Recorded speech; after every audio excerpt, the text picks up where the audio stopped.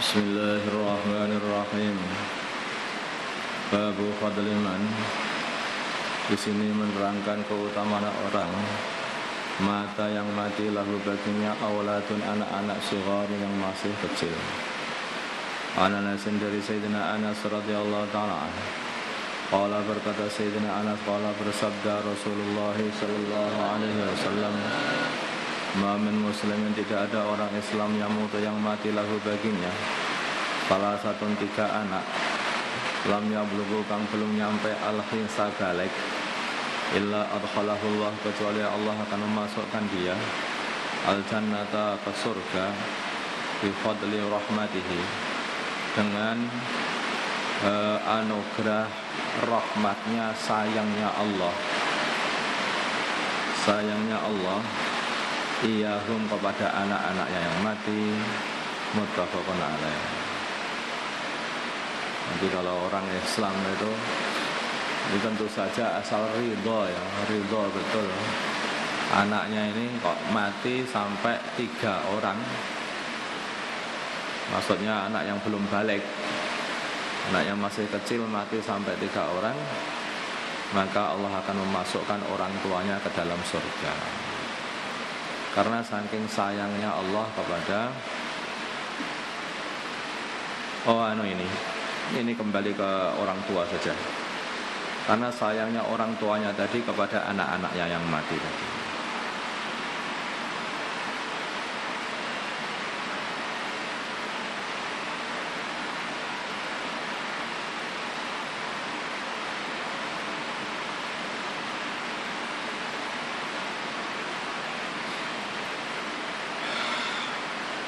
Karena anugerah, karena sayangnya Allah SWT, sayangnya orang tuanya kepada anak-anaknya, maka Allah memasukkan orang tuanya ke dalam surga.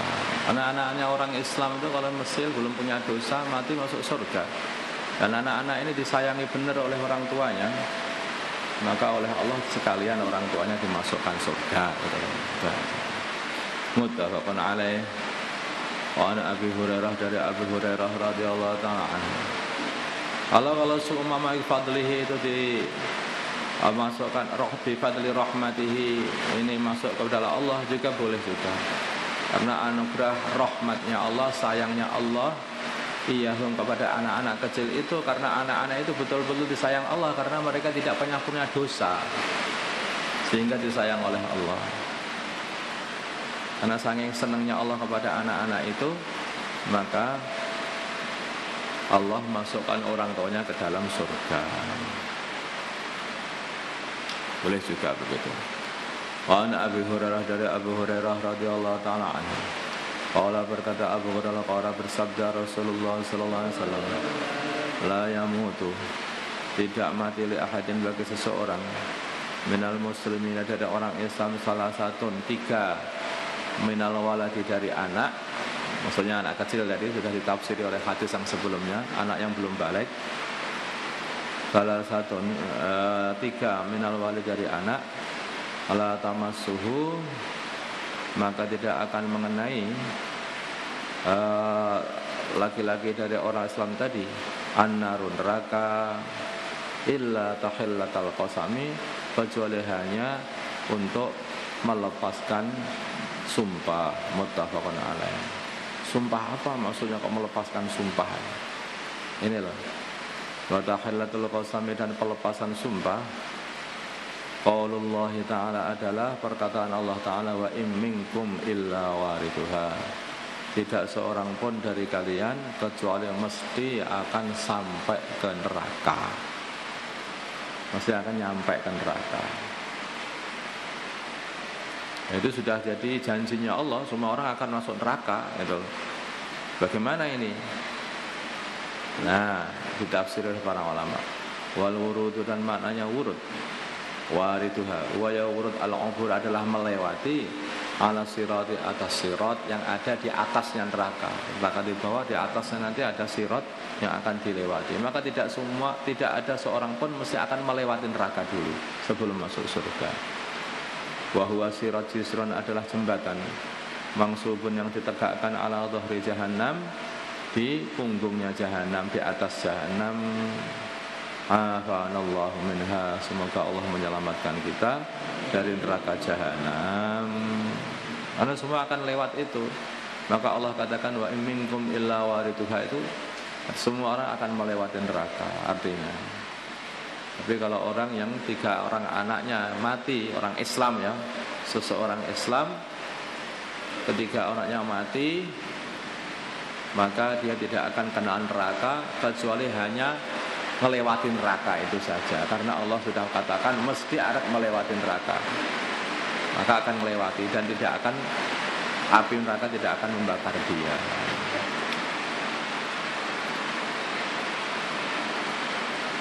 An Abi Sa'id al-Khudri, dari Abi Sa'id al-Khudri radhiyallahu ta'ala anhu. Makanya apa saja itu yang dibuat oleh Allah pada kita ini harus ridha, malah ihtisab. Jangan mengeluh dan jangan pula mengumpati diri sendiri. Ada loh orang itu kadang-kadang kalau dapat musibah itu malah dirinya itu diumpati sendiri. Dia malah memang diriku itu udah hancur, aku udah hancur, sudah nggak bisa bangkit lagi lah. Ini jadi betul.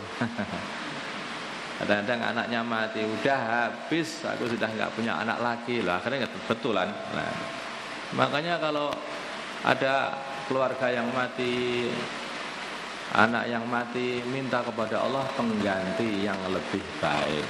Seperti Abu Talhah itu lah. Abu Talhah ini sama istrinya, anaknya mati, yang tahu hanya istrinya, Abu Talhah belum dikasih tahu.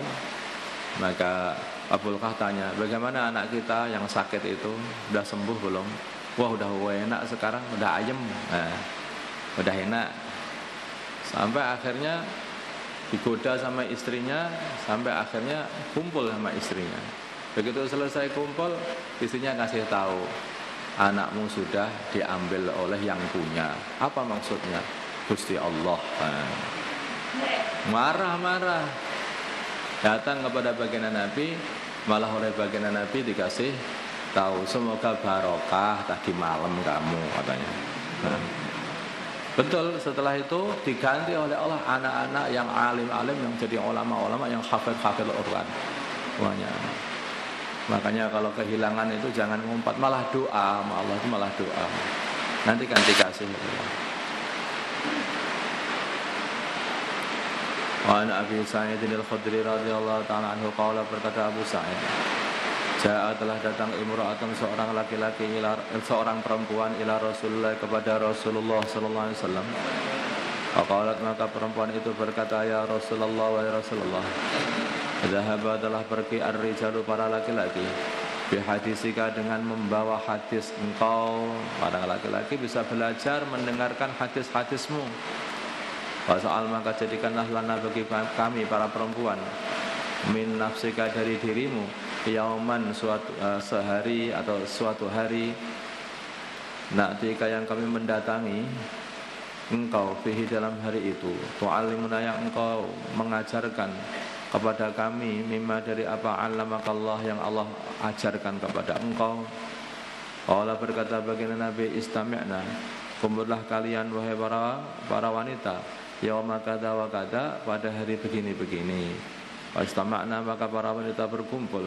Fa'atahunna, maka baginda Nabi mendatangi para wanita. Fa'atahunna, maka mendatangi para wanita itu an-Nabi, baginda Nabi Muhammad sallallahu alaihi wasallam. Fa'allamahunna, maka baginda Nabi mengajari para wanita itu mimma 'alamahullah, dari apa-apa yang Allah ajarkan kepada baginda Nabi. Kemudian baginda Nabi berkata, ma minkunna, tidak ada dari kalian, menimratin, dari seorang wanita, tuqaddimu, yang mengaturkan salasatan, 3 orang anak, 3 orang minal waladi, dari anak. Mengaturkan itu maksudnya yang meninggal anaknya diserahkan kepada Allah. Paham maksudnya? Anaknya sudah mendahului dia untuk pergi ke Allah Subhanahu wa taala. Illa kanu, kecuali adanya anak-anak itu, laha, bagi wanita itu, hijaban, sebagai hijab penutup, minan nari, dari api neraka. Faqalat, maka berkata imra'atun, seorang perempuan, wasna, ini, dan 2 orang anak mati wahai Rasulullah. Faqala, maka Rasulullah berkatakan, faqala, maka bersabda Rasulullah sallallahu alaihi wasallam, wasna, ini, dan 2 orang anak, muttafaqun alaih. Sebagian Nabi katakan tidak ada seorang perempuan pun yang anaknya mati sampai yang 3 anaknya mati masih kecil, ya, maka kematian 3 anaknya itu akan menjadikan sebagai hijab dari api neraka bagi wanita tadi. Maka seorang wanita berkata, wahai baginda Nabi, dan 2 orang bagaimana? Ya, 2 orang pun juga akan menjadikan hijab dari api neraka. Sang ridho, jangan gerutu. Kalau apa-apa yang ridho, seneng sama keputusannya Allah itu yang ridho. Karena ini semuanya ini hanya ujian. Kalau kita ridho, diuji oleh Allah, kita lulus, maka hasilnya itu akan nampak setelahnya. Astaghfirullah, astaghfirullah, astaghfirullah, astaghfirullah, astaghfirullah, astaghfirullah, astaghfirullah, astaghfirullah, astaghfirullah, astaghfirullah, astaghfirullah.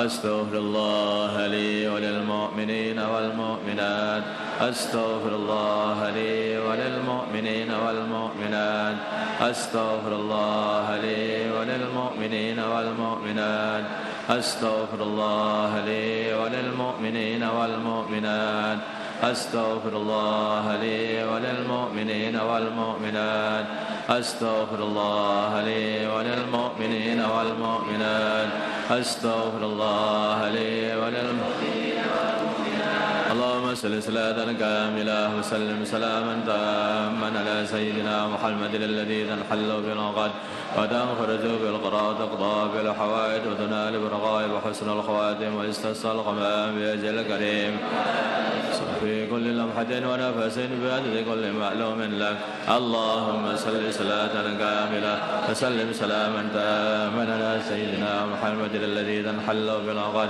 وتنفرج بالقضاء وتقضى بالحوائج وتنال الرغائب وحسن الخواتم ويستسقى الغمام بأجل الكريم على آله وصحبه في كل لمحة ونفس اللهم صل صلاة كاملة وسلم سلاما تاما على سيدنا محمد الذي تنحل بالعقد وتنفرج بالقضاء وتقضى بالحوائج وتنال بالرغائب وحسن الخواتم ويستسقى الغمام فيجي الكريم على آله وصحبه في يا حي يا قيوم يا حي يا قيوم يا حي يا قيوم يا حي يا قيوم يا حي يا قيوم حي يا قيوم يا حي يا قيوم يا حي يا قيوم يا كافي يا غني يا فتاح يا رزاق يا كافي يا غني يا فتاح يا رزاق يا كافي يا فتاح يا رزاق يا كافي يا غني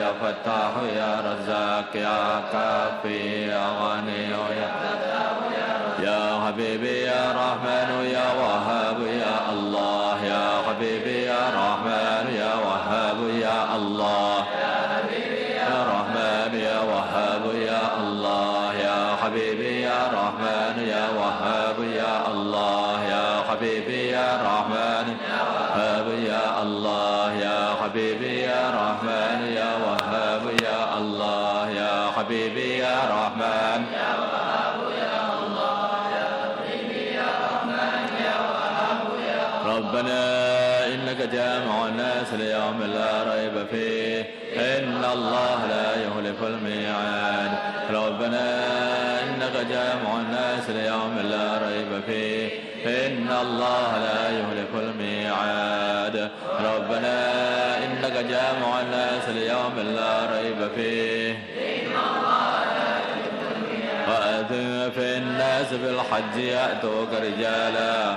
وعلى كل ضامر يأتين من كل فج عميق وأذن في الناس بالحج يأتوك رجالا وعلى كل ضامر يأتين من كل فج عميق وأذن في الناس بالحج يأتوك رجالا وعلى كل ضامر يأتين من كل فج عميق وأذن في الناس بالحج يأتوك رجالا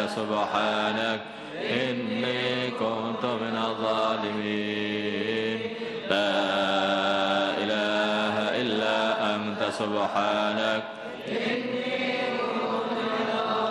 اللهم صل وسلم وبارك وترحم وارحمنا على سيدنا محمد وعلى آل سيدنا محمد كما صليت وسلمت وباركت وترحمت وحننت على سيدنا إبراهيم وعلى آل سيدنا إبراهيم في العالمين إنك حميد مجيد اللهم لك الحمد كله ولك الملك كله وبيدك الخير كله وإليك يرجع الأمر كله سره وعلانيته اغفر لنا ما مضى من ذنوبنا واعصمنا فيما بقي من عمرنا وارزقنا أعمالا طاهرة زاكية ترضى بها عنا وتب علينا إنك أنت التواب الرحيم وتب علينا إنك أنت التواب الرحيم يا أول الأولين يا آخر الآخرين يا ذا القوة المتين يا راحم المساكين يا أرحم الراحمين نسألك إيمانا كاملا ويقينا صادقا وقلبا خاشعا وعملا متقبلا وخلقا مستقيما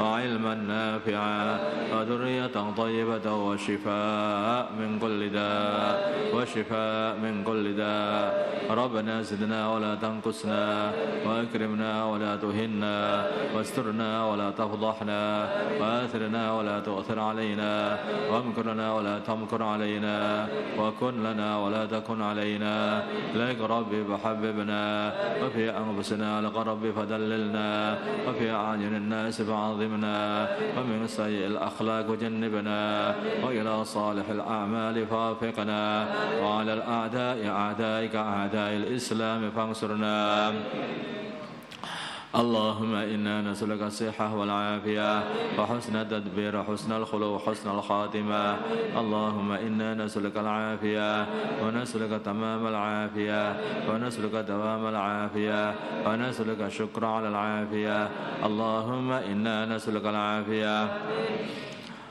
اللهم إنا نعوذ بك من الهم والحزن ونعوذ بك من العجز والكسل ونعوذ بك من الجبن والبخل ونعوذ بك من عدل الداء ومن شماتة الأعداء ونعوذ بك من الجنون ونعوذ بك من الجذام ونعوذ بك من سيء الأسقام ونعوذ بك من غلبة الدين وقهر الرجال أنت المستعان عليك البلاغ لا حول ولا قوة إلا بالله العلي العظيم اللهم اهدنا واهد أمراءنا وزعماءنا وعلماءنا وعوام المسلمين أجمعين واجعلنا سببا لمن اهتدى اللهم ردنا ورد المسلمين جميعا إلى دينهم ردا جميلا اللهم اجعل المسلمين متآلفين متناصرين متحابين منصورين مقبولين على أحياء دينك القويم واجعلهم يدا واحدة على الكافرين اللهم سلمنا وسلم المسلمين من مضلات الفتن سلمنا وإياهم من الفتن والإحن والمحن اللهم أعز الإسلام والمسلمين أذل الشرك والمشركين ودمر أعداء الدين اللهم انصر المجاهدين في سبيلك في كل مكان اللهم انصر الداعين إليك في كل مكان اللهم انصر المسلمين المستضعفين في كل مكان اللهم انصر المسلمين المستضعفين في صين وفي هند وفي فلسطين وفي كل مكان اللهم انصرهم نصرا عزيزا وافتح لهم فتحا قريبا اللهم أيدهم بتأييد من عندك اللهم اجعل لهم من كل ضيق فرجا اللهم احفظهم من بين أيديهم ومن خلفهم وعن أيمانهم وعن شمائلهم ومن فوقهم ومن تحت أرجلهم ونعيدهم بك من أن يغتالوا من تحتهم